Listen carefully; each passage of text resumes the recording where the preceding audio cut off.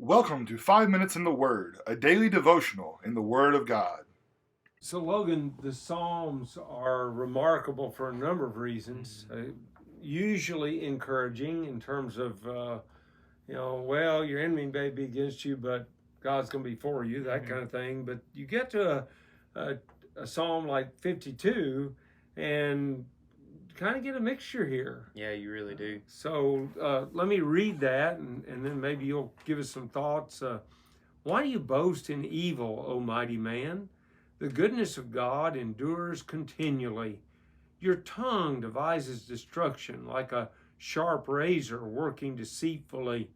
You love evil more than good, lying rather than speaking righteousness. You love all devouring words, you deceitful tongue. God shall likewise destroy you forever. He shall take you away and pluck you out of your dwelling place and uproot you from the land of the living. The righteous also shall see and fear and shall laugh at him, saying, Here is the man who did not make God his strength, but trusted in the abundance of his riches and strengthened himself in his wickedness. But I am like a green olive tree in the house of God. I trust in the mercy of God forever and ever. I will praise you forever because you have done it. And in the presence of your saints, I will wait on your name, for it is good. Yeah, there's three different distinctions that I kind of want us to look at in just this very short psalm. The first one is kind of self-explanatory in verses 1 through 3, and boasting in evil. And I think of that, and really verse 2 is a very vivid word picture. Your tongue plots destruction like a sharp razor, you worker of deceit. Like if you ever have razor burn, or like you kind of nick yourself with your razor, it hurts. It's kind of an inconvenience too, because I mean it's going to burn for a while, and then if you have a picture or something, it's going to be noticeable. Oh yeah, it's just a highly inconvenient. It's not necessarily a bad thing, but it's highly inconvenient. And then really the heart of this psalm is 4 through 7.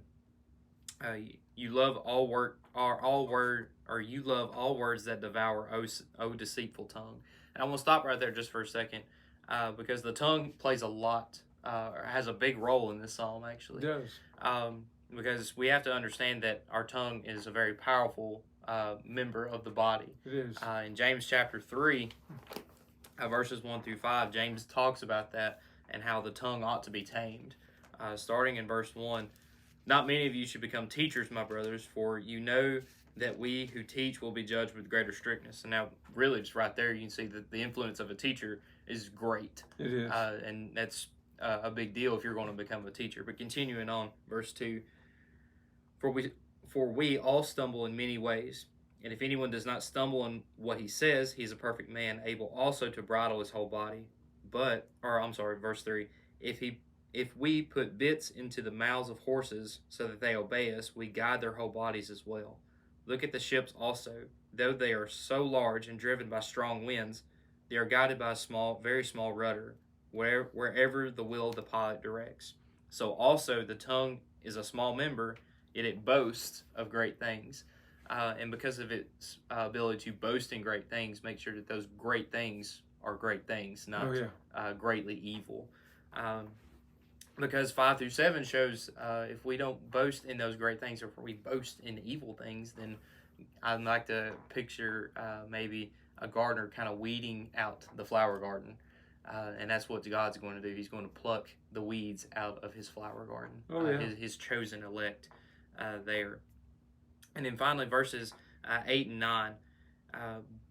But I am like a green olive tree in the house of God. I trust in the steadfast love of God forever and ever. I will thank you forever because you have done it.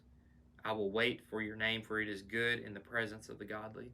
I like to imagine here the psalmist is saying, yes, you are boasting in evil, and I'm warning you that if you continue to boast in evil, you're going to be weeded out. But as for me, that's kind of the phrase I get here just from that first line in verse 8. But as for me, I'm going to be a faithful servant to God. I'm going to, it's the psalmist, he's painting this picture as he's going to continually be a servant of God because he's going to use his tongue to boast in great things. Yeah, very good. I like that. I love the end where he's looked at that, what it could be, Mm-hmm. but he's not going there. And you pointed that out very, very well, and we need to do the same.